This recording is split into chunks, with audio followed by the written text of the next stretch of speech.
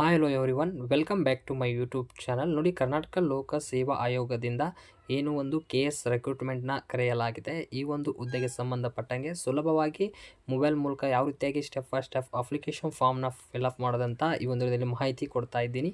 So ಅದಕ್ಕೂ ಮುಂಚೆ ನಮ್ಮ ಯೂಟ್ಯೂಬ್ ಚಾನಲ್ ಯಾರು ಸಬ್ಸ್ಕ್ರೈಬನ್ನು ಮಾಡ್ಕೊಂಡಿಲ್ಲ ಆದಷ್ಟು ಸಬ್ಸ್ಕ್ರೈಬ್ ಮಾಡ್ಕೊಳ್ಳಿ, ಮತ್ತು ಟೆಲಿಗ್ರಾಮ್ ಗ್ರೂಪಿಗೆ ಯಾರು ಜಾಯ್ನ್ ಆಗಿಲ್ಲ ನೋಡಿ, ಅಲ್ಲಿ ಜಾಯ್ನ್ ಆಗಿ ಕ್ವಿಕ್ಕಾದ ಇನ್ಫಾರ್ಮೇಷನ್ಸ್ ನಿಮಗೆ ಸಿಗುತ್ತೆ.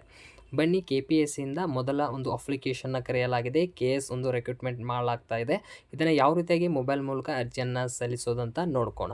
ನೋಡಿ, ಮೊದಲೇದಾಗಿ ಈ ಒಂದು KPSCಯಲ್ಲಿ ಕರೆದಿರುವಂಥ KS ರೆಕ್ರೂಟ್ಮೆಂಟ್ ಅಪ್ಲಿಕೇಶನ್ ಬಹಳ ಲೆಂತ್ ಇರೋ ಕಾರಣ ಮೊದಲು ನಾನು ಒಂದು ಯಾವ್ಯಾವ ಡಾಕ್ಯುಮೆಂಟ್ಗಳನ್ನ ರೆಡಿ ಮಾಡಿಟ್ಕೋಬೇಕು, ಯಾವ ಒಂದು ಡಾಕ್ಯುಮೆಂಟ್ PDF ಎಷ್ಟು MB ಒಳಗೆ ಮಾಡ್ಕೋಬೇಕು, ಫೋಟೋ ಸಿಗ್ನೇಚರ್ ಯಾವ ರೀತಿ ರಿಸೈಸನ್ನು ಮಾಡ್ಕೋಬೇಕಂತ ಮೊದಲೇದಾಗಿ ನಿಮಗೆ ಚಾರ್ಟನ್ನು ತೋರಿಸ್ತೀನಿ. ಅದರ ಪ್ರಕಾರ ನೀವು ಮೊದಲು ಒಂದು ಎಲ್ಲ ಡಾಕ್ಯುಮೆಂಟ್ಸ್ನ ರೆಡಿ ಮಾಡಿ ಇಟ್ಕೊಂಡ ತಕ್ಷಣ ನೆಕ್ಸ್ಟ್ ನೀವು ಅಪ್ಲಿಕೇಶನ್ ಪ್ರೊಸೆಸ್ನ ಸ್ಟಾರ್ಟ್ ಮಾಡ್ಕೊಳ್ಳಿ. ನಾನು ಡಾಕ್ಯುಮೆಂಟ್ ಯಾವ ರೀತಿಯಾಗಿ ಮಾಡಬೇಕು ಅನ್ನೋದಕ್ಕೆ ಸಂಬಂಧಪಟ್ಟಂಗೆ ಸಪ್ರೇಟ್ ವಿಡಿಯೋ ಮಾಡ್ತೀನಿ, ಯಾಕಂದರೆ ಈ ವಿಡಿಯೋ ಲೆಂತ್ ಆಗುತ್ತೆ. ಅದಕ್ಕೆ ಮೊದಲು ಒಂದು PDF ಮತ್ತು ರಿಸೈಸ್ ಮಾಡೋ ವಿಡಿಯೋ ಮೊದಲು ವಾಚ್ ಮಾಡಿ ನಿಮ್ಮ ಡಾಕ್ಯುಮೆಂಟ್ಸ್ ರೆಡಿ ಮಾಡಿ ಇಟ್ಕೊಂಡ ಮೇಲೆ ಈ ಒಂದು ಅಪ್ಲಿಕೇಶನ್ ಪ್ರೊಸೆಸ್ನ ನೀವು ಕಂಟಿನ್ಯೂ ಮಾಡ್ಕೊಳ್ಳಿ. ಈಗ ಏನೇನು ಡಾಕ್ಯುಮೆಂಟ್ ಬೇಕಂತ ನಿಮಗೆ ಮಾಹಿತಿ ಕೊಡ್ತೀನಿ.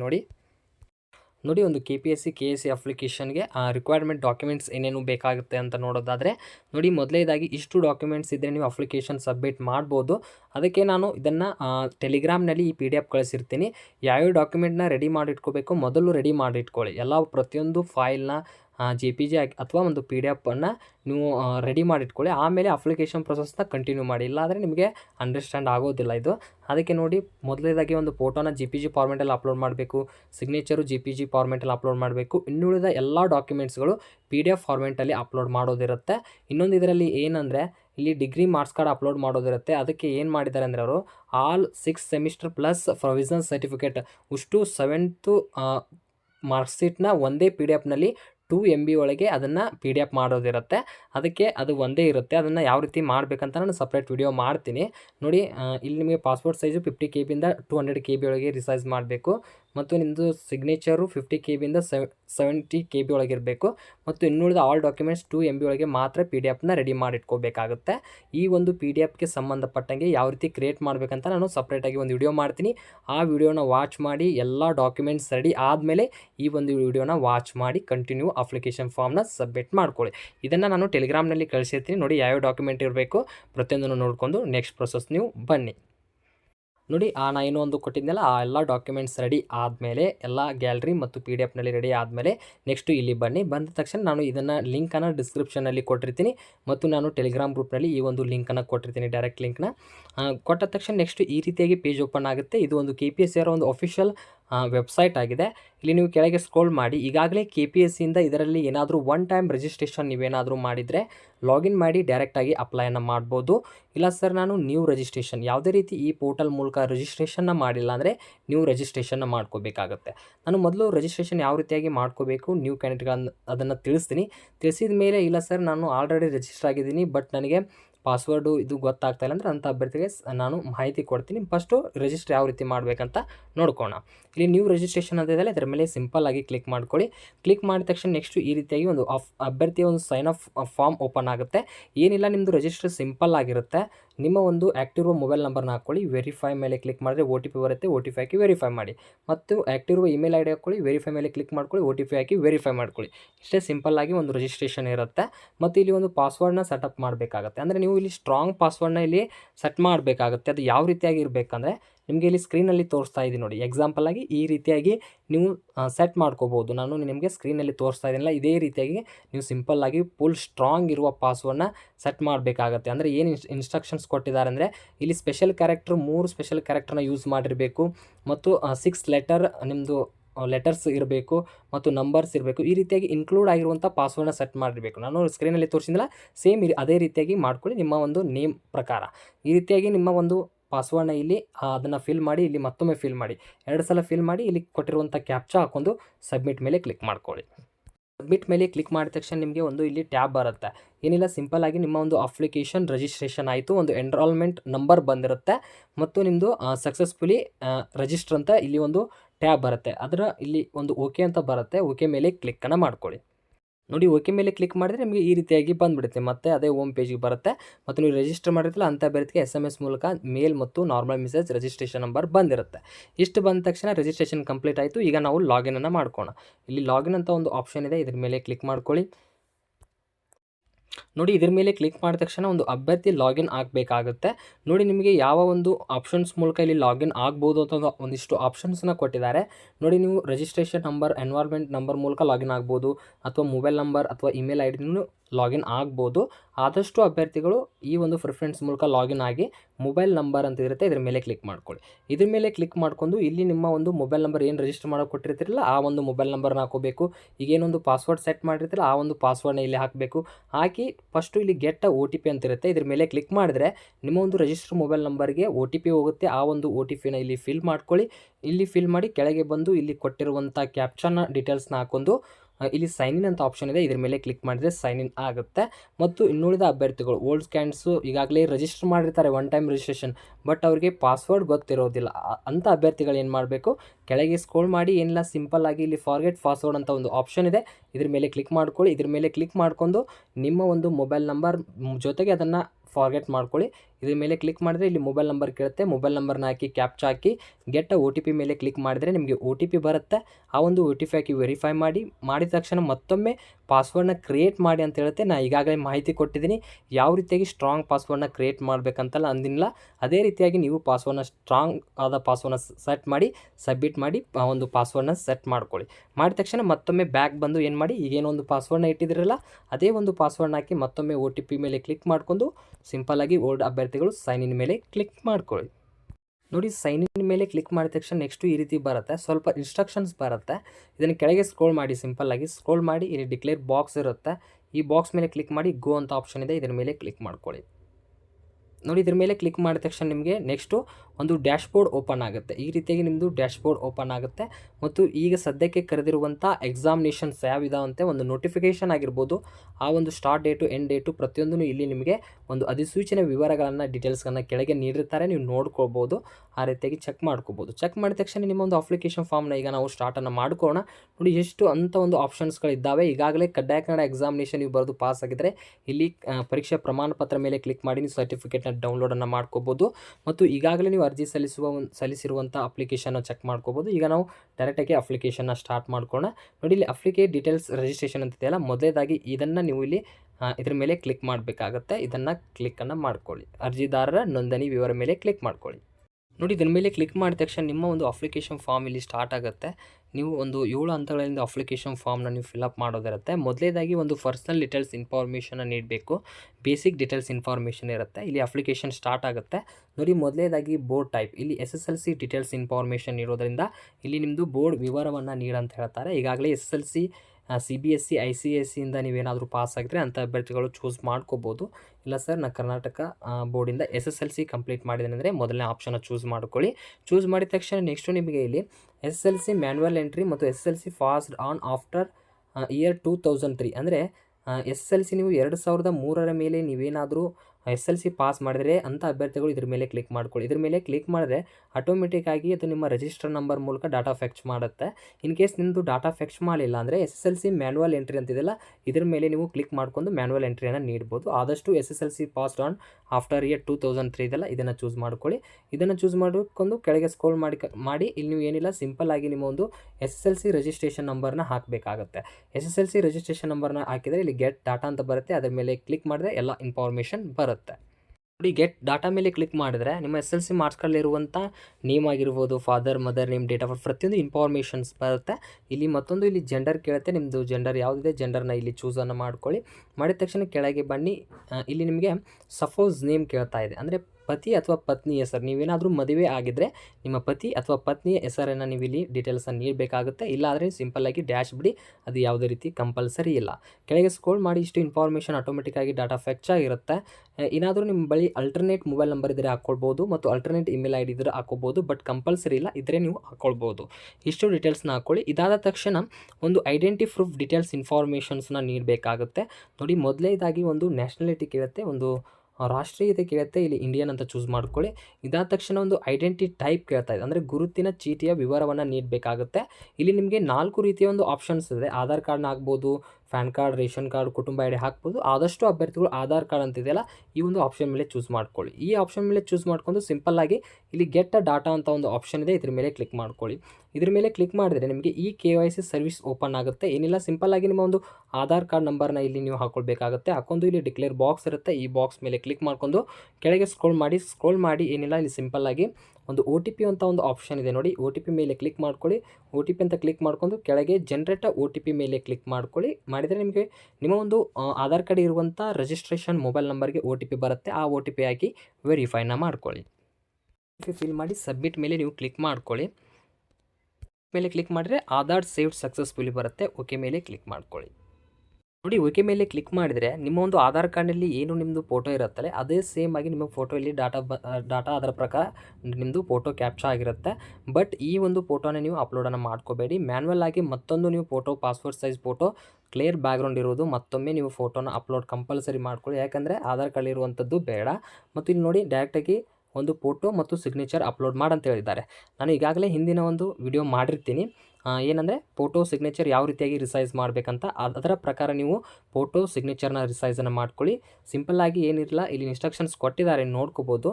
ನಿಮ್ಮದು 50 KB ಇಂದ 200 KB ಇಲ್ಲಿ ಫೋಟೋನ ಅಪ್ಲೋಡ್ ಮಾಡ್ಕೊಳ್ಳಿ. ಸಿಗ್ನೇಚರ್ 50 KB ಇಂದ 70 KBಯಲ್ಲಿ ಸಿಗ್ನೇಚರ್ನ ಅಪ್ಲೋಡ್ ಮಾಡ್ಕೊಳ್ಳಿ. ಆ ವಿಡಿಯೋ ನೋಡ್ಕೊಂಡು ಎಲ್ಲ ಡಾಕ್ಯುಮೆಂಟ್ ರೆಡಿ ಮಾಡಿ ಇಟ್ಕೊಂಡಿದ್ದಾರೆ ಅಂತ ಅಂದ್ಕೊಳ್ತೀನಿ. ಮಾಡ್ಕೊಂಡು ಸಿಂಪಲ್ಲಾಗಿ ಇಲ್ಲಿ ಫೋಟೋ ಮತ್ತು ಸಿಗ್ನೇಚರ್ನ ನೀವು ಇಲ್ಲಿ ಅಪ್ಲೋಡನ್ನು ಮಾಡ್ಕೊಳ್ಳಿ. ನೋಡಿ, ನಾನು ಈಗ ಡಾಕ್ಯುಮೆಂಟ್ನ ಅಪ್ಲೋಡ್ ಮಾಡ್ಕೊಂಡಿದ್ದೀನಿ, ಫೋಟೋ ಸಿಗ್ನೇಚರ್ ಅಪ್ಲೋಡ್ ಮಾಡ್ಕೊಂಡಿದ್ದೀನಿ. ಇಷ್ಟು ಅಪ್ಲೋಡ್ ಮಾಡ್ಕೊಂಡು ಕೆಳಗೆ ಸ್ಕ್ರೋಲ್ ಮಾಡ್ಕೊಳ್ಳಿ. ಸ್ಕ್ರೋಲ್ ಮಾಡಿ ಈಗಾಗಲೇ ಪರ್ಮನೆಂಟ್ ಅಡ್ರೆಸ್ ಆಧಾರ್ ಕಾರ್ಡಲ್ಲಿರುವಂಥ ಡಾಟಾ ಫೆಚ್ ಆಗಿರುತ್ತೆ. ಇದನ್ನು ಕೆಳಗೆ ಸ್ಕ್ರೋಲ್ ಮಾಡಿ ಸಿಂಪಲ್ಲಾಗಿ ಮಾಡಿದ ತಕ್ಷಣ ಒಂದು ಸಂಪರ್ಕ ವಿಳಾಸವನ್ನು ಕೇಳ್ತಾ ಇದೆ, ಅಂದರೆ ನಿಮಗೆ ಕಮ್ಯುನಿಕೇಷನ್ ಅಡ್ರೆಸ್ ಕೇಳ್ತಾ ಇದೆ. ಸದ್ಯಕ್ಕೆ ನೀವು ಎಲ್ಲಿದ್ದೀರಲ್ಲ ಆ ಒಂದು ಅಡ್ರೆಸ್ ನೀಡ್ಕೊಳ್ಳಿ. ಆದಷ್ಟು ನಿಮ್ಮ ಆಧಾರ್ ಕಾರ್ಡ್ನಲ್ಲಿರುವ ಒಂದು ಪರ್ಮನೆಂಟ್ ಅಡ್ರೆಸ್ನೇ ಆದಷ್ಟು ನೀಡ್ಕೊಳ್ಳಿ. ಏನಿಲ್ಲ, ಸಿಂಪಲ್ಲಾಗಿ ನಿಮ್ಮ ಒಂದು ಸ್ಟೇಟ್ ಕೇಳುತ್ತೆ, ಸ್ಟೇಟ್ನ ಚೂಸ್ ಮಾಡ್ಕೊಳ್ಳಿ. ಡಿಸ್ಟಿಕ್ಕು, ತಾಲೂಕು ಮತ್ತು ಸಂಪರ್ಕದ ವಿಳಾಸ ಅಂತ ಇಲ್ಲಿ ಕೇಳಿರ್ತಾರೆ. ನೀವು ಬೇರೆ ಒಂದು ಅಡ್ರೆಸ್ಸಲ್ಲಿದ್ದರೆ ಇದನ್ನು ಹಾಕ್ಕೊಳ್ಬೋದು. ಇಲ್ಲ, ನಿಮ್ಮ ಆಧಾರ್ ಕಾರ್ಡಲ್ಲಿರುವಂಥ ಅಡ್ರೆಸ್ನ ಹಾಕ್ಕೊಳ್ಳಿ. ಮತ್ತು ಅಡ್ರೆಸ್ 2 ಲೈನ್ ಅನ್ನು ಹಾಕ್ಕೊಬೋದು, ಅಡ್ರೆಸ್ ಲೈನ್ 3 ಹಾಕ್ಕೊಳ್ಬೋದು. ಬಟ್ ಇಲ್ಲಿ ಸ್ಟಾರ್ ಮಾರ್ಕ್ ಇದೆಯಲ್ಲ ಅದಷ್ಟೇ ಕಂಪಲ್ಸರಿ ಇರುತ್ತೆ. ಇದನ್ನು ನೀವು ಹಾಕೊಂಡ್ರೆ ಹಾಕ್ಕೋಬೋದು, ಬಿಟ್ಟರೆ ಬಿಡ್ಬೋದು. ಬಟ್ ಆಧಾರ್ ಕಾರ್ಡಲ್ಲಿರುವಂಥ ಡೀಟೇಲ್ಸ್ ಇನ್ಫಾರ್ಮೇಷನ್ ನೀವು ಅಡ್ರೆಸ್ನಲ್ಲಿ ನೀಡ್ಕೊಳ್ಳಿ. ಮತ್ತು ಕೆಳಗೆ ಸ್ಕ್ರೋಲ್ ಮಾಡಿದರೆ ಪಿನ್ ಕೋಡ್ ಕೇಳ್ತೆ, ನಿಮ್ಮೊಂದು ಆಧಾರ್ ಕಾರ್ಡಲ್ಲಿರುವಂಥ ಪಿನ್ ಕೋಡ್ನ ಹಾಕೋಬೇಕಾಗುತ್ತೆ. ಇಷ್ಟು ಹಾಕ್ಕೊಳ್ಳಿ. ಇಷ್ಟು ಹಾಕೊಂಡ ತಕ್ಷಣ ನೆಕ್ಸ್ಟ್ ಒಂದು ಫಿಸಿಕಲಿ ಸ್ಟ್ಯಾಂಡರ್ಡ್ ಡೀಟೇಲ್ಸ್ ಇನ್ಫಾರ್ಮೇಷನ್ಸ್ ನೀಡಬೇಕಾಗುತ್ತೆ. ಒಂದಿಷ್ಟು ಹುದ್ದೆಗಳಿಗೆ ಫಿಸಿಕಲ್ ಸ್ಟ್ಯಾಂಡರ್ಡ್ ಟೆಸ್ಟ್ ಇಲ್ಲಿ ಇರೋದ್ರಿಂದ ಅದಕ್ಕೆ ನಿಮಗೆ ಇಲ್ಲಿ ಮಾಹಿತಿಯನ್ನು ಇವರು ಕೇಳ್ತಾ ಇದ್ದಾರೆ. ನಿಮ್ಮ ಒಂದು ಹೈಟು ಸೆಂಟಿಮೀಟ್ರಲ್ಲಿ ಎಷ್ಟಿದೆ ಹೈಟ್ನ ಹಾಕ್ಕೊಳ್ಳಿ. ನಿಮ್ಮದು ವೇಟ್ ಎಷ್ಟಿದೆ ವೇಟ್ನ ಹಾಕ್ಕೊಳ್ಬೇಕು. ಮತ್ತು ನಿಮ್ಮದು ಎದೆ ಸುತ್ತಳತೆ ಸಾಮಾನ್ಯ ಹಂತದಲ್ಲಿ, ಅಂದರೆ ನಿಮ್ಮದು ನಾರ್ಮಲ್ ಎದೆ ಅಂತ ಎಷ್ಟು ಸೆಂಟಿಮೀಟರ್ ಇದೆ ಅದನ್ನು ಹಾಕ್ಕೊಳ್ಳಿ. ಮತ್ತು ಎಕ್ಸ್ಪೆಂಡ್ ಅಥವಾ ಸಾಮಾನ್ಯ ಸುತ್ತಳತೆ ವಿಸ್ತರಿಸಿದಾಗ ಎಷ್ಟು ಆಗುತ್ತೆ ಅಂತ ಹಾಕ್ಕೊಳ್ಳಿ. ಮತ್ತು ನಿಮ್ಮದು ದೂರದೃಷ್ಟಿ ಎಷ್ಟಿದೆ, 6x6 ಅಥವಾ 6x7 ಈ ರೀತಿ ನಿಮಗೆ ಏನಾದರೂ ದೂರದೃಷ್ಟಿ, ಸಮೀಪ ದೃಷ್ಟಿ ನನಗೆ ಗೊತ್ತಿಲ್ಲ ಸರ್ ಎಷ್ಟಿದೆ ಅಂತಂದರೆ ಸಿಂಪಲ್ಲಾಗಿ ಇದನ್ನು ಡ್ಯಾಶ್ ಇಷ್ಟೇ ಬಿಟ್ಟುಬಿಡಿ. ಇದೇನು ಕಂಪಲ್ಸರಿ ಹಾಕಬೇಕು ಅಂತ ಏನೂ ಮೆನ್ಷನ್ ಮಾಡಿಲ್ಲ, ಇದ್ರೆ ನೀವು ಹಾಕೋಬೋದು, ಇಲ್ಲಾದರೆ ನೀವು ಡ್ಯಾಶನ್ನು ಬಿಡ್ಬೋದು. ಇಷ್ಟು ಡೀಟೇಲ್ಸ್ನ ಹಾಕೋಬೋದು. ಕೆಳಗೆ ಸ್ಕ್ರೋಲ್ ಮಾಡಿ ಸಿಂಪಲ್ಲಾಗಿ ದೇಹದಾಢ್ಯತೆಯ ಸಮರ್ಥಿಸುವ ದಾಖಲೆ ಏನಾದರೂ ಇದ್ದರೆ ನಿಮ್ಮ ಕಡೆ ಅಪ್ಲೋಡ್ ಮಾಡಿ, ಇಲ್ಲಾದರೆ ನೀವು ಡ್ಯಾಶನ್ನು ಬಿಡ್ಬೋದು. ಯಾವುದೇ ರೀತಿ ಕಂಪಲ್ಸರಿ ಇಲ್ಲ. ಇದರಲ್ಲಿ ನಿಮಗೆ ಯಾವುದು ಡೀಟೇಲ್ಸ್ ಗೊತ್ತಿರುತ್ತೆ ಅದನ್ನು ಮಾತ್ರ ನೀಡ್ಕೊಳ್ಳಿ, ಯಾವುದೇ ರೀತಿ ಕಂಪಲ್ಸರಿ ಅಂತೂ ಏನೂ ಇಲ್ಲ. ಇಷ್ಟು ಡೀಟೇಲ್ಸ್ ನೀಡಿದ ತಕ್ಷಣ ನೆಕ್ಸ್ಟ್ ಒಂದು ಬನ್ನಿ, ಡ್ರೈವಿಂಗ್ ಲೈಸೆನ್ಸ್ ಡೀಟೇಲ್ಸ್ ಕೇಳ್ತಾ ಇದೆ. ಇನ್ ಕೇಸ್ ನಿಮ್ಮ ಕಡೆ ಏನಾದರೂ ಡ್ರೈವಿಂಗ್ ಲೈಸೆನ್ಸ್ ಇದ್ದರೆ ಎಸ್ ಅಂತ ಹಾಕ್ಕೊಳ್ಳಿ, ಇಲ್ಲಾದರೆ ನೋ ಅಂತ ಹಾಕ್ಕೊಳ್ಳಿ. ಎಸ್ ಅಂತ ಹಾಕೊಂಡ್ರೆ ಏನಿಲ್ಲ, ಸಿಂಪಲ್ಲಾಗಿ ಆ ಡ್ರೈವಿಂಗ್ ಲೈಸೆನ್ಸ್ನಲ್ಲಿ ಒಂದು ನಂಬರ್ ಇರುತ್ತೆ, ಆ ಒಂದು ನಂಬರ್ ಹಾಕೊಂಡ್ರೆ ಆಟೋಮೆಟಿಕ್ಕಾಗಿ ನಿಮ್ಮದು ಡಾಟಾ ಫೆಚ್ ಆಗುತ್ತೆ. ಅದು ಸೆಕೆಂಡ್ ಆಪ್ಷನ್ ಮೇಲೆ ಕ್ಲಿಕ್ ಮಾಡ್ಕೊಂಡು ನಂಬರ್ ಹಾಕಿದರೆ ಆಟೋಮೆಟಿಕ್ ಡಾಟಾ ಫೆಚ್ ಆಗುತ್ತೆ. ಇಲ್ಲ ಸರ್ ಅದು ಡಾಟಾ ಬರ್ತಾ ಇಲ್ಲ ಅಂದರೆ ಮ್ಯಾನ್ಯುವಲ್ ಎಂಟ್ರಿ ಆಗಿ ನೀವು ಅದನ್ನು ನಂಬರ್ನ ಹಾಕೊಂಡು ಡೀಟೇಲ್ಸ್ನ ಹಾಕಿ, ಇಲ್ಲಾಂದರೆ ಸಿಂಪಲ್ಲಾಗಿ ನೋ ಅಂತ ಹಾಕ್ಕೊಳ್ಳಿ. ಇಷ್ಟು ನೀಡಿದ ತಕ್ಷಣ ನೆಕ್ಸ್ಟ್ ಒಂದು ಪ್ರಿವಿಯಸ್ KPSC ಎಕ್ಸಾಮ್ ಡೀಟೇಲ್ಸ್, ಹಿಂದಿನ KPSC ಪರೀಕ್ಷಾ ವಿವರವನ್ನು ನೋಡಿ. ಇವು 2 ಇಂಪಾರ್ಟೆಂಟ್ ಆಗಿರುತ್ತೆ, ನಾನು ಕರೆಕ್ಟಾಗಿ ಮಾಹಿತಿ ಕೊಡ್ತೀನಿ ನೋಡಿ. KPSC ಹಿಂದಿನ ಪರೀಕ್ಷೆಗಳಿಗೆ ಹಾಜರಾದ ವಿವರನ ನೀಡಬೇಕು. ಈಗಾಗಲೇ ಹಿಂದಿನ ನೇಮಕಾತಿಯಲ್ಲಿ KPSCಯಲ್ಲಿ ಕರೆದಿರುವಂಥ ಯಾವುದೇ ಹುದ್ದೆ ಆಗಿರಲಿ, SD ಆಗಿರಲಿ, FD ಆಗಿರಲಿ, PDO ಆಗಿರಲಿ, KS ಹುದ್ದೆ ಆಗಿರಲಿ, ಇದರಲ್ಲಿ ಯಾವುದಾದ್ರೂ ಹಿಂದಿನ ನೇಮಕಾತಿಯಲ್ಲಿ ನೀವು ಏನಾದರೂ ಹೋಗಿ ಎಕ್ಸಾಮ್ ಅಟೆಂಡ್ ಮಾಡಿ ಬಂದಿದ್ದರೆ ಅದರದ್ದು ಡೀಟೇಲ್ಸ್ ಇಲ್ಲಿ ನೀಡಬೇಕು. ಇಲ್ಲ ಸರ್ ನಾನು KPSCಯಿಂದ ಯಾವುದೇ ಎಕ್ಸಾಮು ಅಟೆಂಡೇ ಆಗಿಲ್ಲ ಅಂದರೆ ನೀವು ನೋ ಅಂತ ಹಾಕ್ಕೊಳ್ಳಿ.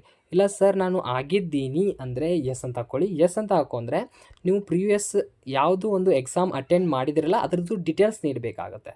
ನೋಡಿ, ಪ್ರಿವಿಯಸ್ KPSC ನೋಟಿಫಿಕೇಷನ್ ನಂಬರ್, ಹಿಂದಿನ KPSC ಅಧಿಸೂಚನೆ ಸಂಖ್ಯೆ ನೀಡಬೇಕಾಗುತ್ತೆ ಮತ್ತು ಪ್ರಿವಿಯಸ್ KPSC ರಿಜಿಸ್ಟ್ರೇಷನ್ ನಂಬರ್ ನೀಡಬೇಕಾಗುತ್ತೆ. ಈಗ ಡೌಟ್ ಬರ್ತಾ ಇರುತ್ತೆ, ಸರ್ ಈ ನೋಟಿಫಿಕೇಷನ್ ನಂಬರು ರಿಜಿಸ್ಟ್ರೇಷನ್ ನಂಬರು ನನಗೆ ಗೊತ್ತಿಲ್ಲ, ಅದು ಎಲ್ಲಿ ಹುಡ್ಕೋದು ಅಂತ ನೀವು ಆದಷ್ಟು ಅಭ್ಯರ್ಥಿಗಳು ಕೇಳ್ತೀರ. ಬಟ್ ನೀವು ಏನಾದರೂ ಅಟೆಂಡ್ ಆಗಿ ಬರ್ತಿದ್ದೀರಾ ಅಂದರೆ ಅಂಥ ಅಭ್ಯರ್ಥಿಗಳು ಏನು ಮಾಡಬೇಕಂದ್ರೆ ಈ 2 ಇನ್ಫಾರ್ಮೇಷನ್ ನಿಮ್ಮ ಪೋರ್ಟಲ್ನಲ್ಲಿ ಸಿಗುತ್ತೆ. ಎಲ್ಲಿ ಸಿಗುತ್ತೆ ಅಂತ ನೋಡ್ಕೋಣ.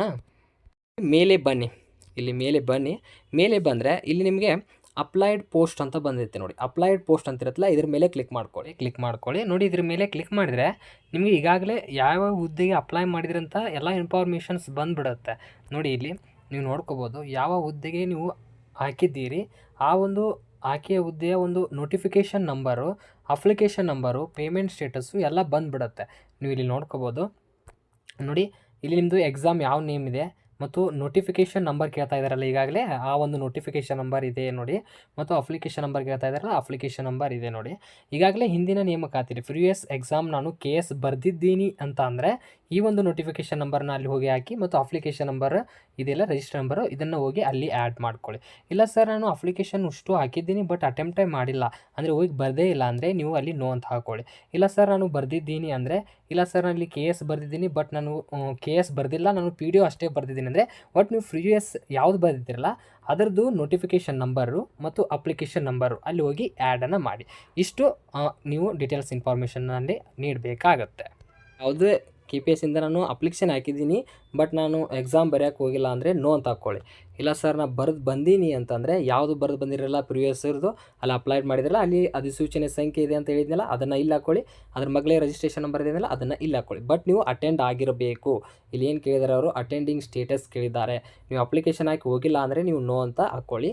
ನಾನು ಯಾವುದೇ ರೀತಿ ಹೋಗಿಲ್ಲ, ಅದಕ್ಕೆ ನೋ ಅಂತ ಹಾಕ್ಕೊಳ್ತಾ ಇದ್ದೀನಿ. ನೋಡಿ, ಈ ರೀತಿಯಾಗಿ ನೀವು ಡೀಟೇಲ್ಸ್ನ ಹಾಕ್ಕೊಳ್ಳಿ. ಇದಾದ ತಕ್ಷಣ ನೆಕ್ಸ್ಟು ಇನ್ನೊಂದು ಇಂಪಾರ್ಟೆಂಟ್ ಡೀಟೇಲ್ಸ್ ಇಲ್ಲಿ ನೀವು ಕೇಳಿರುತ್ತೆ. ಏನಂದರೆ ನೋಡಿ, ಗೆಜೆಟೆಡ್ ಪ್ರೊಫೆಷನಲ್ಸ್ ಹುದ್ದೆಗಳ ಪ್ರಯತ್ನಗಳ ಸಂಖ್ಯೆ KS ಹುದ್ದೆಗಳಿಗೆ ಮಾತ್ರ ಸೀಮಿತ ಅಂತ ಒಂದು ಆಪ್ಷನ್ಸ್ ಬಂದಿದೆ. ನೋಡಿ, ಇದು ಯಾವ ರೀತಿ ಇದೆ ಅಂದರೆ, ನೀವೇನಾದರೂ KS ಅಪ್ಲಿಕೇಶನ್ ಹಾಕಿ ಫಸ್ಟ್ ಅಟೆಂಪ್ಟ್ ಮಾಡ್ತಾ ಇದ್ದರೆ ಇದನ್ನು ನೋ ಅಂತ ಹಾಕ್ಕೊಳ್ಳಿ. ಇಲ್ಲ ಸರ್ ನಾನು ಈಗಾಗಲೇ KS ಒಂದು ಸಲ ಎಕ್ಸಾಮಿನೇಷನ್ ಬರೆದಿದ್ದೀನಿ, 2 ಬಾರಿ ಬರೆದಿದ್ದೀನಿ, ಈಗಾಗಲೇ ಅಟೆಂಪ್ಟ್ ಆಗಿದ್ದಾವೆ ಅಂದರೆ ಅಂಥ ಅಭ್ಯರ್ಥಿಗಳು ಎಸ್ ಅಂತ ಹಾಕ್ಕೊಳ್ಳಿ. ಇನ್ನೇನು ಮಾಹಿತಿ ಕೊಡ್ತೀನಿ ನೋಡಿ. ನೀವು ಏನಾದರೂ KS ಈಗಾಗಲೇ ಅಟೆಂಪ್ಟ್ ಮಾಡಿದರೆ ಎಸ್ ಅಂತ ಹಾಕ್ಕೊಳ್ಳಿ. ಇಲ್ಲ ಸರ್ ನಾನು ಇನ್ನೂ ಯಾವುದೇ ರೀತಿ KS ಅಂದರೆ ಎಕ್ಸಾಮೇ ಬರೆದಿಲ್ಲ ಅಂದರೆ ನೋ ಅಂತ ಹಾಕ್ಕೊಳ್ಳಿ. ಮತ್ತು KS ಈಗಾಗಲೇ ಬರೆದವ್ರು ಏನೇನು ಡೀಟೇಲ್ಸ್ ಹಾಕಬೇಕಂದ್ರೆ ಎಸ್ ಅಂತ ಹಾಕ್ಕೊಳ್ಳಿ. ಅಂಥ ಅಭ್ಯರ್ಥಿಗಳು ಎಸ್ ಹಾಕಿದ ತಕ್ಷಣ ಒಂದು ಮಾಹಿತಿ ಕೇಳುತ್ತೆ. ಏನು, ಈಗಾಗಲೇ ಪ್ರಿವಿಯಸ್ ಇಯರ್ ನೀವು ಏನೊಂದು KS ಬರೆದಿದ್ದೀರಲ್ಲ ಆ ಒಂದು KS ಬರೆದಿರುವ ನೋಟಿಫಿಕೇಷನ್ ಇಯರ್ನ ಹಾಕೋಬೇಕಾಗತ್ತೆ. ಈಗಾಗಲೇ ನಾನು ಮೇಲೆ ಕೊಟ್ಟಿರುವಂಥ ಮಾಹಿತಿ ಪ್ರಕಾರ ಅಪ್ಲೈಡ್ ಪೋಸ್ಟ್ ಮೇಲೆ ಕ್ಲಿಕ್ ಮಾಡ್ಕೊಳ್ಳಿ. ಅಲ್ಲಿ ನಿಮಗೆ ಯಾವ್ಯಾವ ಹುದ್ದೆ ಹಾಕಿರ್ತಾರೆ ಪ್ರತಿಯೊಂದು ಇನ್ಫಾರ್ಮೇಷನ್ ಬರುತ್ತೆ. ಅದು ಸೂಚನೆಯ ಸಂಖ್ಯೆ ಮತ್ತು ರಿಜಿಸ್ಟ್ರೇಷನ್ ನಂಬರ್ ಎಲ್ಲ ಬರುತ್ತೆ ಅಂತ ಮಾಹಿತಿ ಕೊಟ್ಟಿದ್ದೀನಿ. ಅಲ್ಲೇ ನಿಮಗೆ ನೋಟಿಫಿಕೇಷನ್ ಇಯರು ಮೆನ್ಷನ್ ಮಾಡಿರ್ತಾರೆ. ನಿಮ್ಮದು ಅಧಿಸೂಚನೆಯ ವರ್ಷವನ್ನು ಹಾಕ್ಕೊಳ್ಳಿ. ಅದ್ರ ಮೇಲೆ ರಿಜಿಸ್ಟ್ರೇಷನ್ ನಂಬರ್ ಇರುತ್ತೆ, ಅದು ಅಲ್ಲೇ ಇರುತ್ತೆ, ಅದನ್ನು ಹಾಕ್ಕೊಳ್ಳಿ. ಮತ್ತು ನಂಬರ್ ಆಫ್ ದ ಅಟೆಂಪ್ಟ್ಸ್, ಈಗಾಗಲೇ ಎಷ್ಟು ಅಟೆಂಪ್ಟ್ ಮಾಡಿದ್ದೀರಾ ಅಂತ ನೀವು ಇಲ್ಲಿ ಕಂಪಲ್ಸರಿ ಹಾಕಬೇಕಾಗತ್ತೆ. ಈಗಾಗಲೇ ನೀವು ಒಂದೇ ಸಲ ಅಟೆಂಪ್ಟ್ ಮಾಡಿದರೆ 1 ಅಂತ ಹಾಕ್ಕೊಳ್ಳಿ.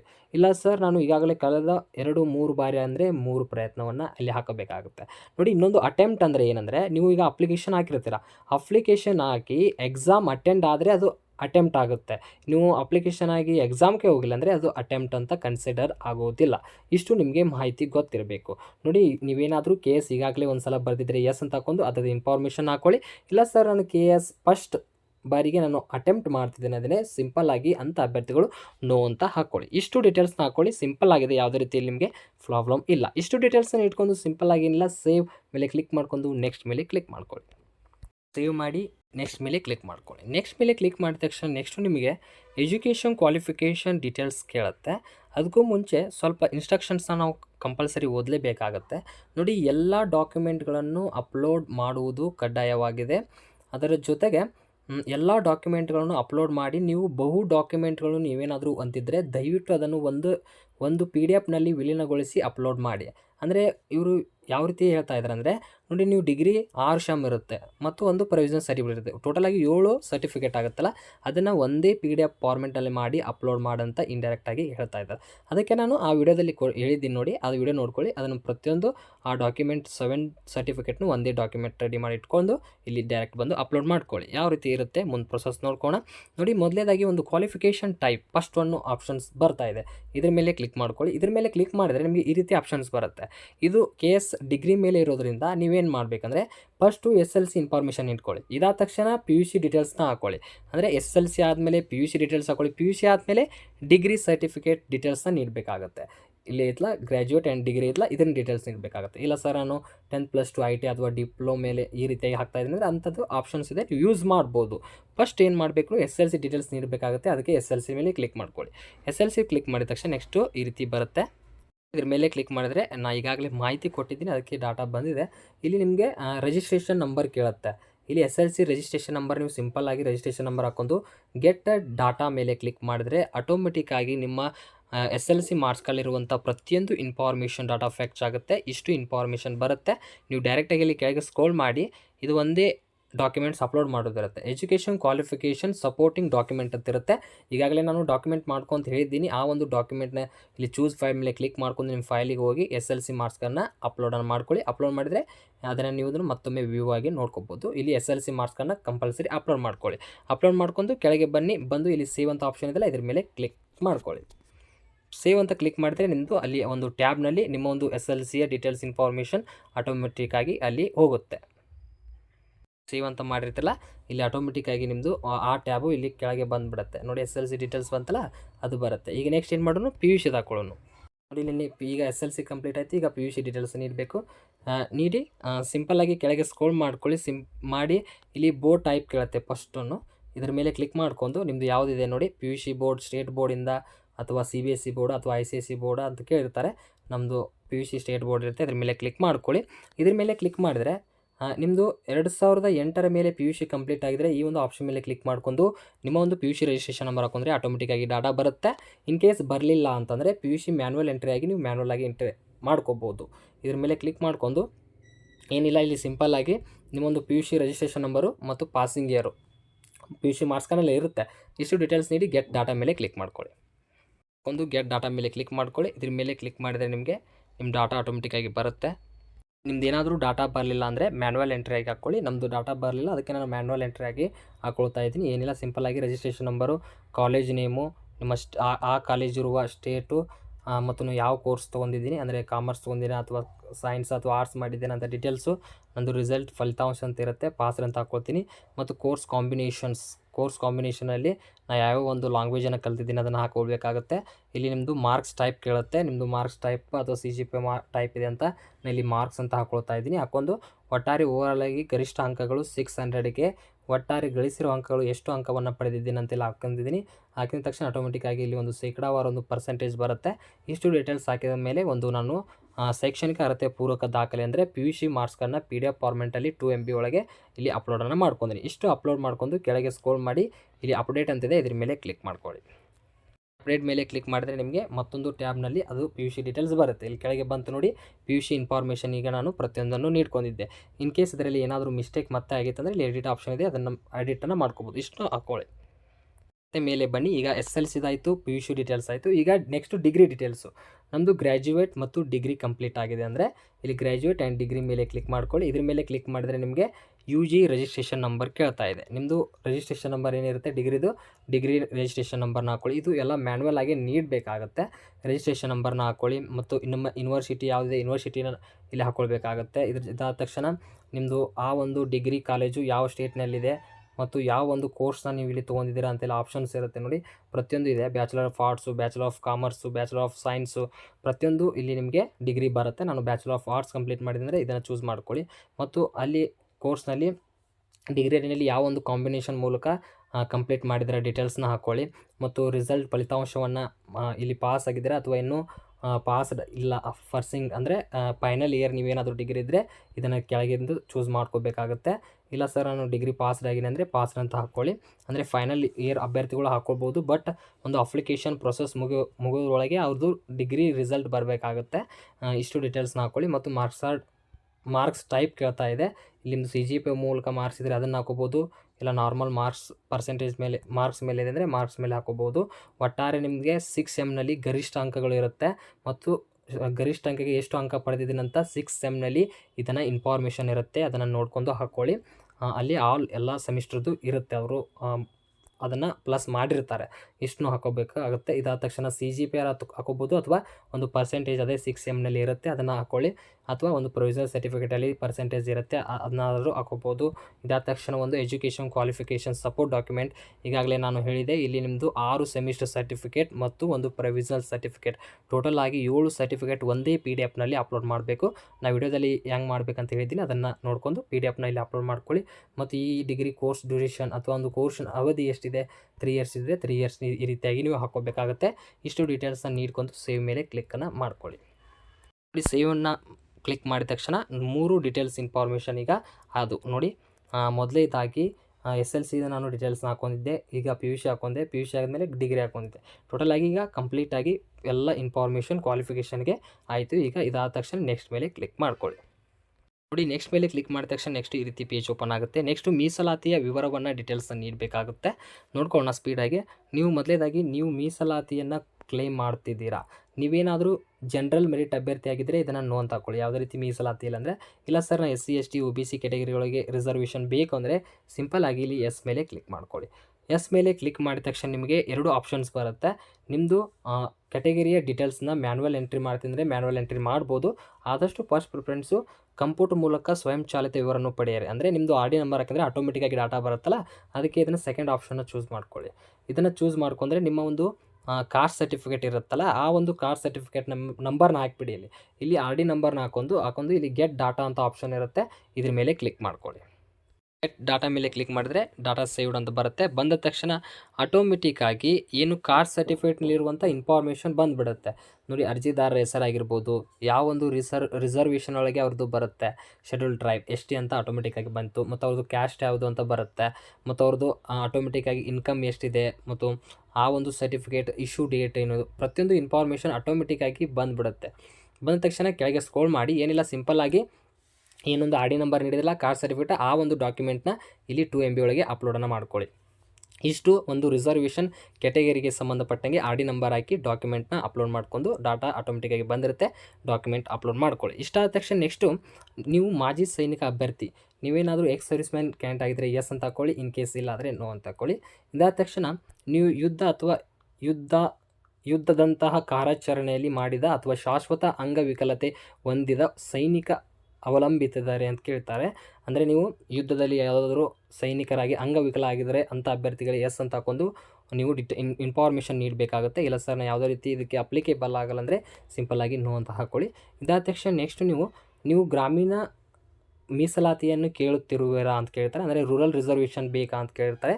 ನಿಮಗೇನಾದರೂ ಇನ್ ಕೇಸ್ ಬೇಕಾದರೆ ಎಸ್ ಅಂತ ಹಾಕ್ಕೊಳ್ಳಿ. ಎಸ್ ಅಂತ ಹಾಕೊಂಡ್ರೆ ನಿಮ್ಮದು ಗ್ರಾಮೀಣ ಒಂದು ಸರ್ಟಿಫಿಕೇಟ್ ಇರುತ್ತಲ್ಲ, ಅದನ್ನು ತೆಗೆಸಿರ್ತಿರಲ್ಲ, ಆ ಒಂದು ಸರ್ಟಿಫಿಕೇಟ್ನಲ್ಲಿ ಅದು PDF ಫಾರ್ಮೆಟಲ್ಲಿ ಇಲ್ಲಿ ಅಪ್ಲೋಡನ್ನು ಮಾಡ್ಕೊಳ್ಳಿ.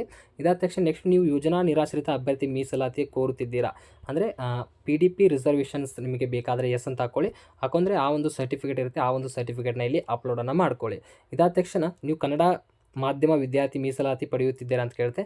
ನೀವು ಕನ್ನಡ ಮೀಡಿಯಂ ಸ್ಟೂಡೆಂಟ್ ಆಗಿದ್ದರೆ ರಿಸರ್ವೇಷನ್ ಬೇಕಾದರೆ ಎಸ್ ಅಂತ ಹಾಕೊಂಡ್ರೆ ನಿಮಗೆ ಕನ್ನಡ ಮೀಡಿಯಂ ಸರ್ಟಿಫಿಕೇಟ್ ಇರುತ್ತೆ, ಒಂದು ಕನ್ನಡ ಮಾಧ್ಯಮ ಒಂದು ಸರ್ಟಿಫಿಕೇಟ್ ತೆಗೆಸಿರ್ತೀರ ಕಾಲೇಜಲ್ಲಿ, ಸ್ಕೂಲಲ್ಲಿ, ಅದನ್ನು ನೀವು ಇಲ್ಲಿ ಡಾಕ್ಯುಮೆಂಟ್ ಆಗಿ ಅಪ್ಲೋಡನ್ನು ಮಾಡಬೇಕಾಗುತ್ತೆ.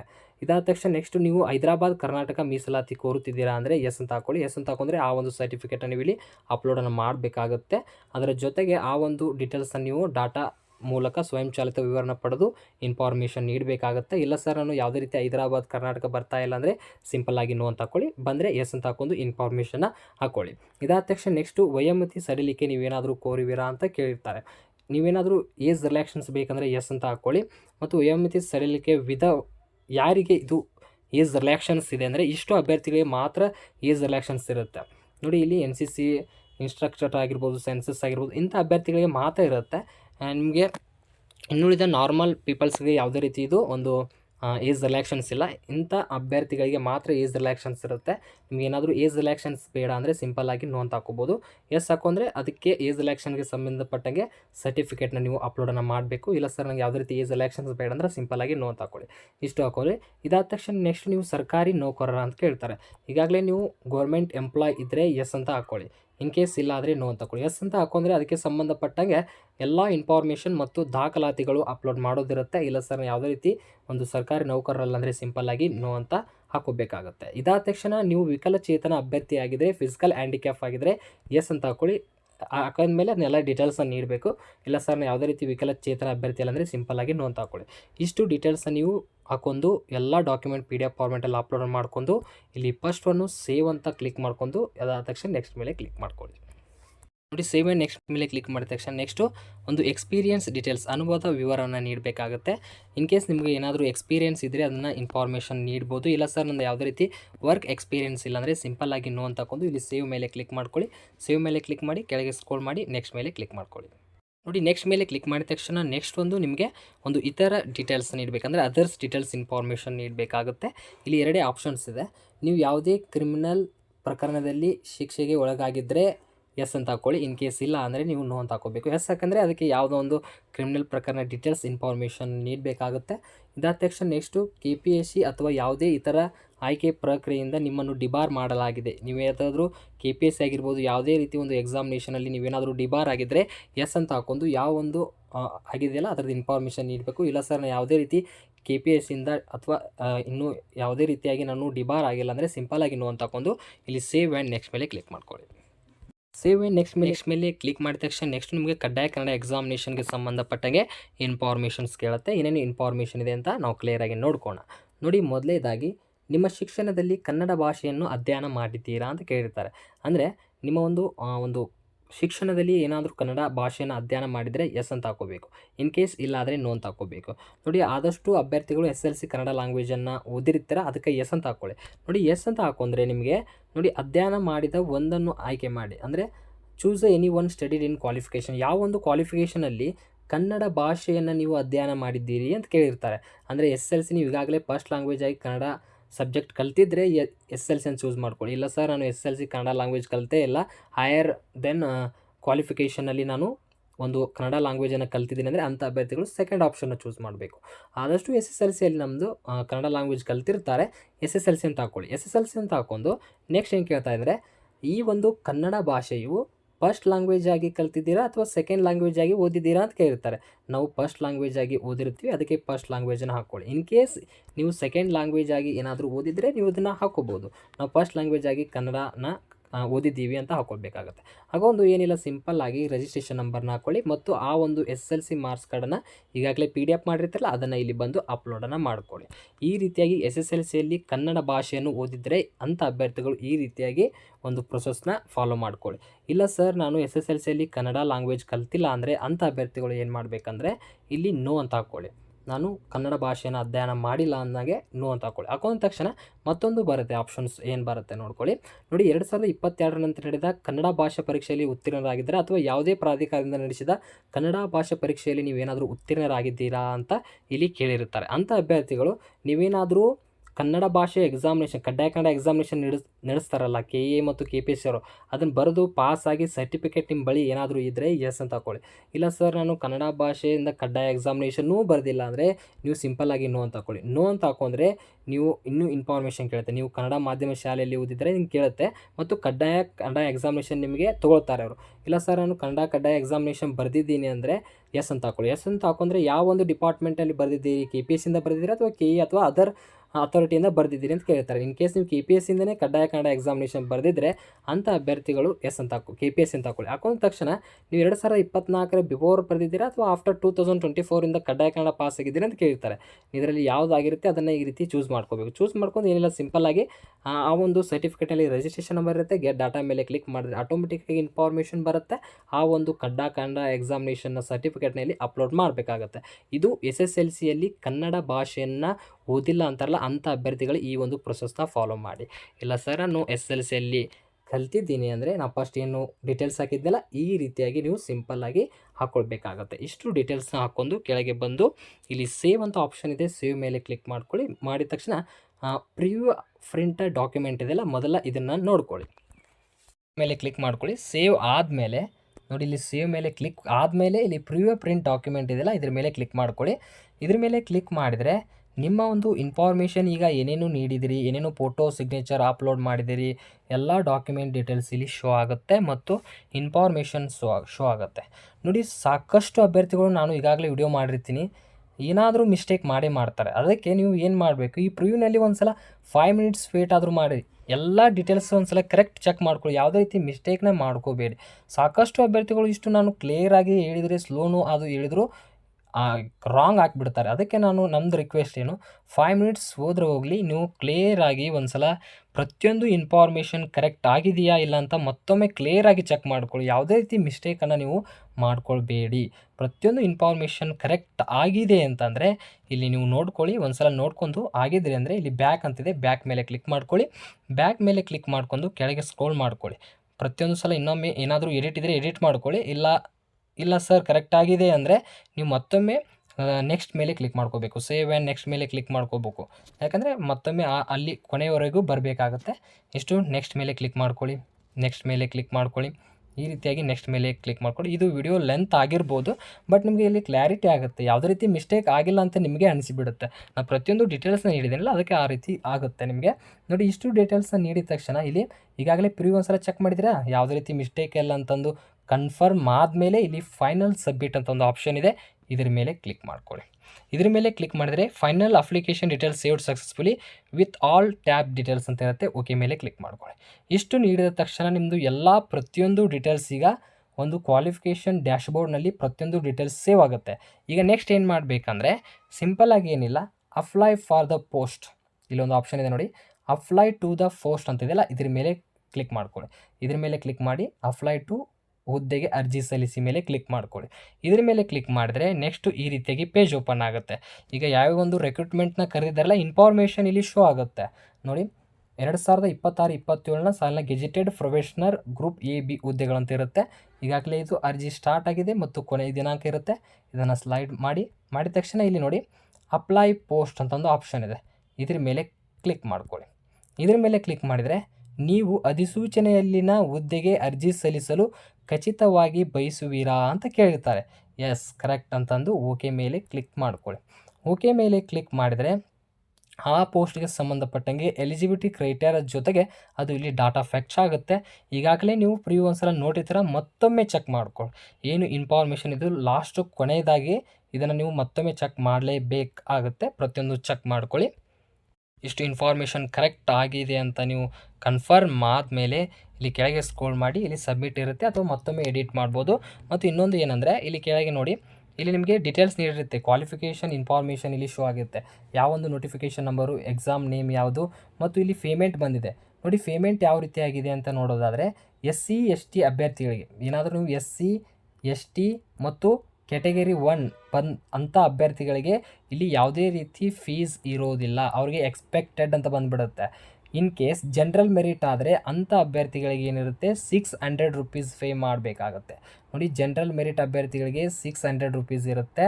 ಮತ್ತು ಇನ್ನುಳಿದ ಕೆಟಗರಿ ಅದಲ್ಲ, OBC ಒಳಗೆ 2A 2B 3B 3 ಅಂತ ಇದೆಲ್ಲ, ಅಂಥ ಅಭ್ಯರ್ಥಿಗಳಿಗೆ 300 ರೂಪೀಸ್ ಇರುತ್ತೆ. ಮತ್ತು ಎಕ್ಸ್ ಸರ್ವಿಸ್ ಮ್ಯಾನ್ ಅಭ್ಯರ್ಥಿಗೆ 50 ರೂಪೀಸ್ ಇರುತ್ತೆ. ಇನ್ನುಳಿದ SC ST ಕ್ಯಾಟಗರಿ 1 ಮತ್ತು ಅಂಗವಿಕಲ ಅಭ್ಯರ್ಥಿಗಳಿಗೆ ಫ್ರೀ ಪೇಮೆಂಟು ಫ್ರೀ ಇರುತ್ತೆ, ಯಾವುದೇ ರೀತಿಯಲ್ಲಿ ಶುಲ್ಕ ಇರೋದಿಲ್ಲ. ಅಂಥ ಅಭ್ಯರ್ಥಿಗಳಿಗೆ ಎಕ್ಸ್ಪೆಕ್ಟೆಡ್ ಅಂತ ಬಂದಷ್ಟು ಇನ್ಫಾರ್ಮೇಷನ್ ಇರುತ್ತೆ. ನಿಮಗೆ ಫೀಸ್ ಸ್ಟ್ರಕ್ಚರ್ಸು ನಿಮಗೆ ಈಗ SC ST ಅಭ್ಯರ್ಥಿ ಇರೋದ್ರಿಂದ ನನಗೆ ಯಾವುದೇ ರೀತಿ ಪೇಮೆಂಟ್ ಇರೋದಿಲ್ಲ, ಡೈರೆಕ್ಟಾಗಿ ಎಕ್ಸ್ಪೆಕ್ಟೆಡ್ ಇರುತ್ತೆ. ಇಲ್ಲಿ ಕೆಳಗೆ ಬಂದು ಸಬ್ಮಿಟ್ ಅಂತ ಆಪ್ಷನ್ ಇದೆ, ಇಲ್ಲಿ ಸಬ್ಮಿಟ್ ಮೇಲೆ ಕ್ಲಿಕ್ ಮಾಡ್ಕೊಳ್ಳಿ. ಸಬ್ಮಿಟ್ ಮೇಲೆ ಕ್ಲಿಕ್ ಮಾಡಿದರೆ application successfully submitted, application reference number ಇಲ್ಲಿ ಶೋ ಆಗಿಬಿಡುತ್ತೆ, ಯುವರ್ ಫ್ಯೂಚರ್ ಪರ್ಪೋಸ್ ಅಂತ ಬರುತ್ತೆ. ಈಗ ನಿಮ್ಮದು ಅಪ್ಲಿಕೇಶನ್ ಸಬ್ಮಿಟ್ ಆಗಿರುತ್ತೆ. ಓಕೆ ಮೇಲೆ ಕ್ಲಿಕ್ ಮಾಡ್ಕೊಳ್ಳಿ. ಓಕೆ ಮೇಲೆ ಕ್ಲಿಕ್ ಮಾಡಿದ ತಕ್ಷಣ ನೆಕ್ಸ್ಟ್ ಇಲ್ಲಿ ನಿಮಗೆ SMS ಮೂಲಕ ಬಂದಿರುತ್ತೆ, ನೀವು ಒಂದು ಅಪ್ಲಿಕೇಶನ್ ಹಾಕಿದ್ದೀರಾ ಅಂತ. ಈ ರೀತಿ ನೆಕ್ಸ್ಟ್ ಬರುತ್ತೆ, ಅದನ್ನು ಕೆಳಗೆ ಸ್ಕ್ರೋಲ್ ಮಾಡಿ ಇಲ್ಲಿ ಅಪ್ಲಿಕೇಶನ್ ಸ್ಟೇಟಸ್ ಅಂತ ಇದೆ, ಇದ್ರ ಮೇಲೆ ಕ್ಲಿಕ್ ಮಾಡ್ಕೊಳ್ಳಿ. ಇದ್ರ ಮೇಲೆ ಕ್ಲಿಕ್ ಮಾಡಿದರೆ ನಿಮ್ಮ ಒಂದು ಅಪ್ಲಿಕೇಶನ್ ಸ್ಟೇಟಸ್ ಇಲ್ಲಿ ಶೋ ಆಗುತ್ತೆ ನೋಡಿ. ಸಬ್ಮಿಟ್ ಆಗಿದ್ದು ಬಂದಿರುತ್ತೆ ನೋಡಿ. ಪ್ರತಿಯೊಂದು ಇನ್ಫಾರ್ಮೇಷನ್ ಇರುತ್ತೆ ಇಲ್ಲಿ, ಎಲ್ಲ ಯಾವ ಒಂದು ಇಯರ್ದು ಅಪ್ಲಿಕೇಶನ್ ನಂಬರ್ ಆಗಿರ್ಬೋದು, ಪೇಮೆಂಟ್ ಸ್ಟೇಟಸ್ ಇಲ್ಲಿ ಸಕ್ಸಸ್ ಅಂತ ಬಂದಿರುತ್ತೆ. ನಮ್ಮದು SC ST ಅಭ್ಯರ್ಥಿ ಇರೋದ್ರಿಂದ ಡೈರೆಕ್ಟಾಗಿ ಪೇಮೆಂಟ್ ಸ್ಟೇಟಸ್ ಸಕ್ಸಸ್ ಅಂತ ಬಂದಿದೆ. ಇನ್ ಕೇಸ್ ನೀವು ಜನರಲ್ ಮೆರಿಟ್ ಅದರ್ ಕ್ಯಾಟಗರೀಸ್ ಏನಾದರೂ ಆಗಿದ್ದರೆ ನಿಮಗೆ ಇಲ್ಲಿ ಡೈರೆಕ್ಟಾಗಿ ಪೇ ಅಂತ ಆಪ್ಷನ್ ಬರುತ್ತೆ, ಅದನ್ನು ಮೇಲೆ ಕ್ಲಿಕ್ ಮಾಡ್ಕೊಂಡು UPI ಮೇಲೆ ಕ್ಲಿಕ್ ಮಾಡ್ಕೊಂಡು ನೀವು ಡೈರೆಕ್ಟ್ ನಿಮ್ಮ ಫೋನ್ಪೇ ಓಪನ್ ಆಗುತ್ತೆ. ಓಪನ್ ಆದ ತಕ್ಷಣ ಆಟೋಮೆಟಿಕ್ಕಾಗಿ ಪೇಮೆಂಟ್ ಅದೇ ಇರುತ್ತೆ, ಎಷ್ಟು ಅಮೌಂಟ್ ಅಂತ ನೀವು ಪಿನ್ ಹಾಕಿ ಪೇಮೆಂಟ್ನ ಮಾಡ್ಕೊಂಬಿಡಿ, ಪೇಮೆಂಟ್ ಸಕ್ಸಸ್ ಆಗುತ್ತೆ. ಇನ್ ಕೇಸ್ ನೀವು UPI ಇರಲಿಲ್ಲ ಅಂದರೆ ಡೆಬಿಟ್ ಕಾರ್ಡ್ ಮೂಲಕ ಪೇಮೆಂಟ್ನ ಮಾಡ್ಕೋಬೋದು. ಇಷ್ಟು ಸಿಂಪಲ್ಲಾಗಿ ಪೇಮೆಂಟ್ ಸಕ್ಸಸ್ ಆದ ಮೇಲೆ ಕೊನೆಯದಾಗಿ ಇಲ್ಲಿ ಫೈನಲ್ ಪ್ರಿಂಟ್ಔಟ್ ಅಂತಿದೆ, ಇದ್ರ ಮೇಲೆ ಕ್ಲಿಕ್ ಮಾಡ್ಕೊಳ್ಳಿ. ವ್ಯೂ ಮೇಲೆ ಕ್ಲಿಕ್ ಮಾಡಿ ಓಕೆ ಮೇಲೆ ಕ್ಲಿಕ್ ಮಾಡ್ಕೊಳ್ಳಿ. ಓಕೆ ಮೇಲೆ ಕ್ಲಿಕ್ ಮಾಡಿದ್ರೆ ನಿಮ್ಮದು ಕೊನೆಯದಾಗಿ ಒಂದು ಅಪ್ಲಿಕೇಶನ್ ಪ್ರಿಂಟ್ಔಟ್ ಬಂದುಬಿಡುತ್ತೆ. ಇಲ್ಲಿ ನಿಮ್ದು ಏನಿರುತ್ತೆ ಅಂದರೆ ಒಂದು ಅಪ್ಲಿಕೇಶನ್ ಸಬ್ಮಿಟ್ ಆಗಿದೆ ಡೀಟೇಲ್ಸು, ಪೇಮೆಂಟ್ ಎಕ್ಸ್ಪೆಕ್ಟೆಡ್ ಆಗಿದೆ ಮತ್ತು ಅಪ್ಲಿಕೇಶನ್ ಎಕ್ಸೆಪ್ಟೆಡ್ ಆಗಿದೆ ಅಂತ ನಿಮ್ದು ಬಂದರೆ ನಿಮ್ಮದು ಅಪ್ಲಿಕೇಶನ್ ಕಂಪ್ಲೀಟ್ ಆಗಿದೆ ಅಂತ ಅರ್ಥ. ಎಲ್ಲ ಇನ್ಫಾರ್ಮೇಷನ್ ಬರುತ್ತೆ. ಕೆಳಗೆ ಸ್ಕ್ರೋಲ್ ಮಾಡಿ ಸಿಂಪಲ್ಲಾಗಿ ಇಲ್ಲಿ ನೀವು ಪ್ರಿಂಟ್ ಅಂತ ಆಪ್ಷನ್ ಇದೆ, ಇದ್ರ ಮೇಲೆ ಕ್ಲಿಕ್ ಮಾಡ್ಕೊಳ್ಳಿ. ಇನ್ ಕೇಸ್ ನೀವು ಏನಾದರೂ ಡಿಲೀಟ್ ಅಪ್ಲಿಕೇಶನ್ ಇದೆ ಇದ್ರ ಮೇಲೆ ಕ್ಲಿಕ್ ಮಾಡ್ಕೊಂಡಿದ್ದೀರಾ ಮತ್ತು ಅಪ್ಲಿಕೇಶನ್ನೇ ಡಿಲೀಟ್ ಆಗಿಬಿಡುತ್ತೆ. ಯಾರೂ ಮಿಸ್ಟೇಕ್ ಮಾಡ್ಕೋಬೇಡಿ. ಸಿಂಪಲ್ಲಾಗಿ ಇಲ್ಲಿ ಪ್ರಿಂಟ್ ಅಂತ ಆಪ್ಷನ್ ಇದೆಯಲ್ಲ ಅದರ ಮೇಲೆ ಸಿಂಪಲಾಗಿ ಕ್ಲಿಕ್ ಮಾಡ್ಕೊಂಬಿಡಿ.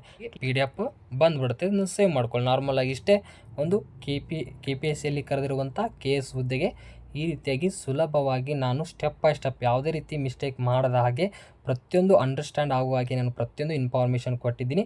ಬಟ್ ಇದು ವಿಡಿಯೋ ಭಾಳ ಲೆಂತ್ ಆಯಿತು, ಬಟ್ ನಿಮಗೆ ಇದು ಲೆಂತೇ ಇದೆ. ಆ ಕಾರಣಕ್ಕಾಗಿ ಈಗಾಗಲೇ ನಾನು PDF ಮಾಡೋದು ವಿಡಿಯೋನ ಮಾಡಿರ್ತೀನಿ ನೋಡಿ, ಅಪ್ಲೋಡ್ ಮಾಡಿರ್ತೀನಿ. ಆ ವಿಡಿಯೋ ಆದಮೇಲೆ ಇದನ್ನು ಅಪ್ಲಿಕೇಶನ್ ಪ್ರೊಸೆಸ್ನ ಕಂಪ್ಲೀಟನ್ನು ಮಾಡ್ಕೊ ಅಂತ ಹೇಳ್ತಾ, ಈ ವಿಡಿಯೋ ನಿಮಗೆ ಇಷ್ಟ ಆದರೆ ಆದಷ್ಟು ಲೈಕ್ ಮಾಡಿ, ನಿಮ್ಮ ಸ್ನೇಹಿತರಿಗೆ ಶೇರ್ ಮಾಡಿ. ಈ ವಿಡಿಯೋ ಇಷ್ಟ ಆಗಿದೆ ಅಂತ ಅಂದ್ಕೊಳ್ತೀನಿ. ಲೈಕ್ ಮಾಡಿ, ಶೇರ್ ಮಾಡಿ. ಈ ವಿಡಿಯೋ ನೋಡೋದಕ್ಕೆ thank you for the watching.